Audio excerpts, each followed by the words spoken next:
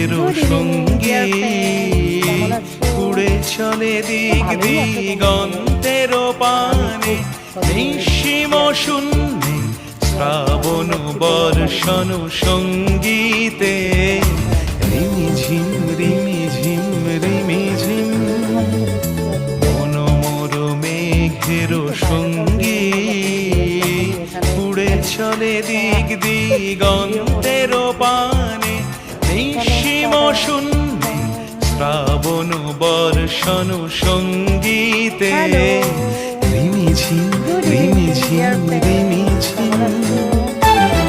ভালোই আছে আমি খুব কদিন